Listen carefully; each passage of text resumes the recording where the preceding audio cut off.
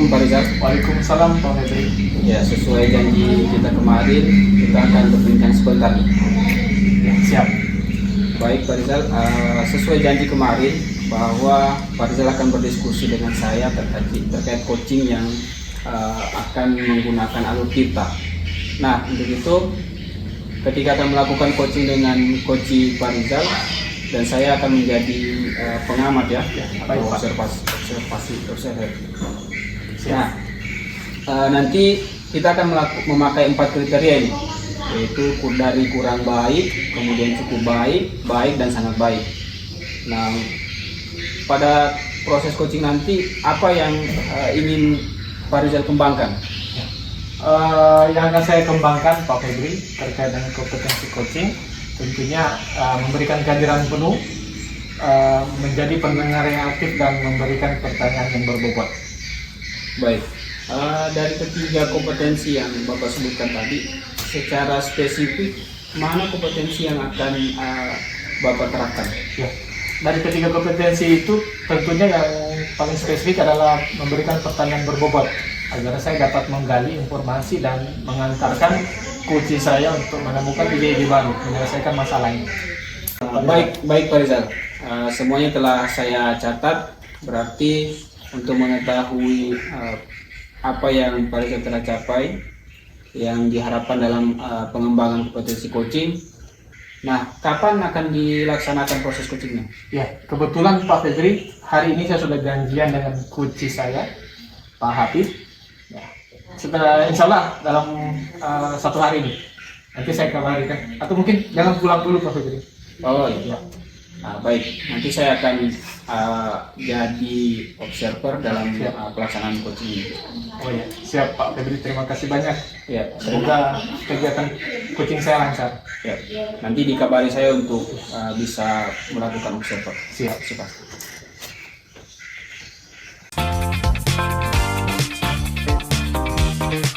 Ya, Assalamualaikum Pak Habib. Waalaikumsalam Pak Rizal. Ya, baik Pak Habib. Sesuai dengan janji kita kemarin ya, Ya. bahwa hari ini kita akan berbincang-bincang sebentar ya, paling lama 16 menit. Jadi apa yang akan kita diskusikan pada hari ini Pak Habib? Ya, terima kasih Pak Rizal. Hari ini saya ingin mendiskusikan tentang pembelajaran yang di kelas Bapak. Karena akhir-akhir ini pembelajaran di kelas saya itu sangat kurang antusias siswa-siswanya Bapak. Kemudian dalam menerima pembelajaran di saya, sehingga pembelajaran itu masih berjalan menonton. Menonton Pak ya, pasif berarti ya. Masih pasif. Kira-kira menurut Pak Habib, apa yang Pak Habib harapkan dari diskusi kita pada siang hari ini? Di sini saya ingin mengharapkan mungkin dari percakapan dengan Pak Rizal di sini bisa memberikan solusi, kemudian bisa permasalahan-permasalahan yang saya hadapi di sini bisa terselesaikan.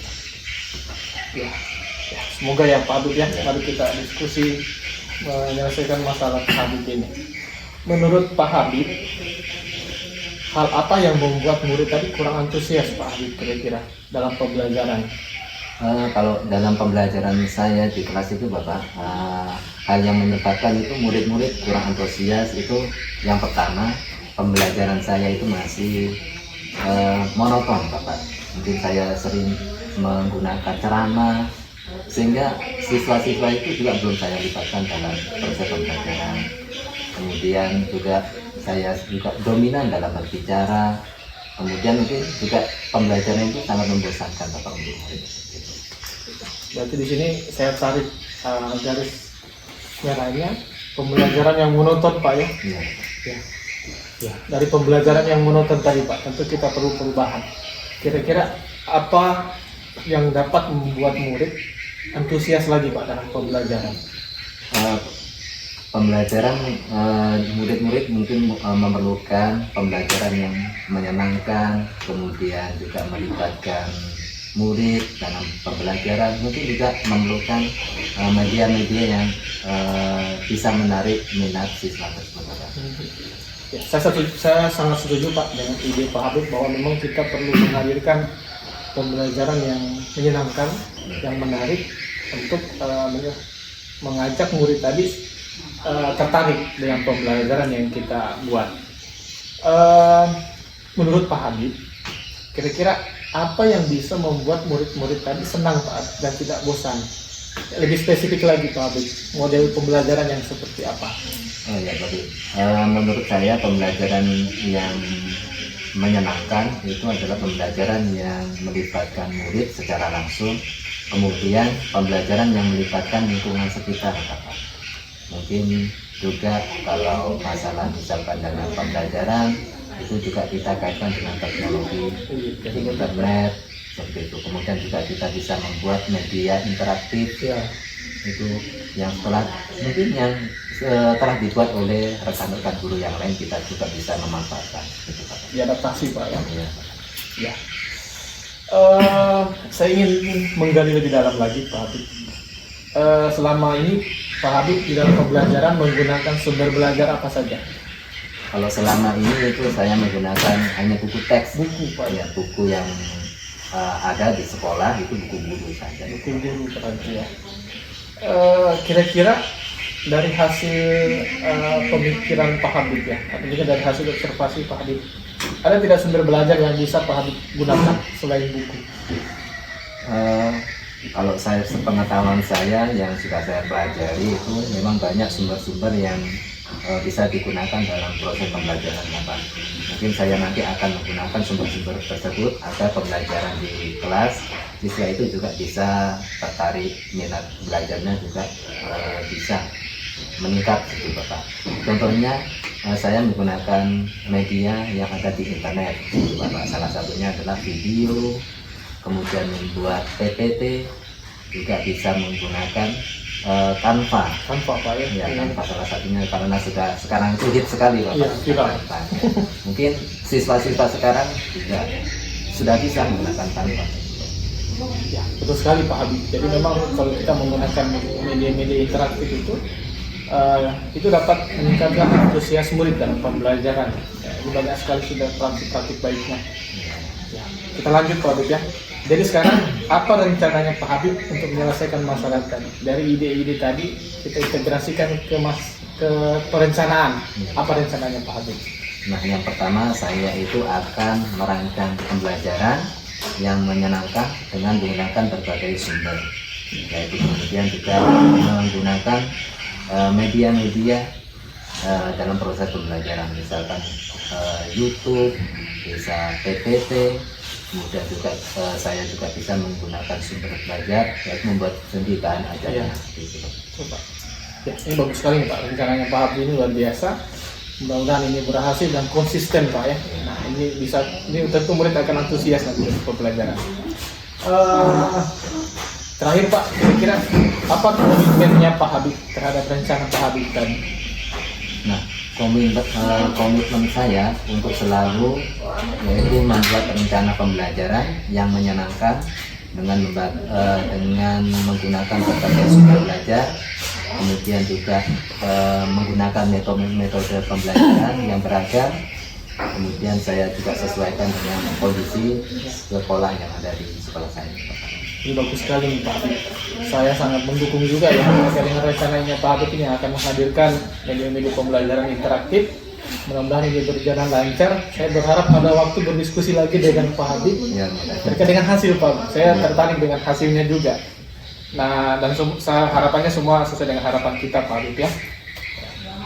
Terima kasih Bapak sudah meluangkan waktu untuk berdiskusi dengan saya. Mudah-mudahan kita semua ini bisa menjadi guru yang menjadi inspirasi, kemudian diimpikan oleh siswa juga, kemudian bisa berbagi dengan rekan-rekan guru yang lain. Amin ya. Sama-sama juga Pak Habib. Sehat-sehat Pak Habib ya.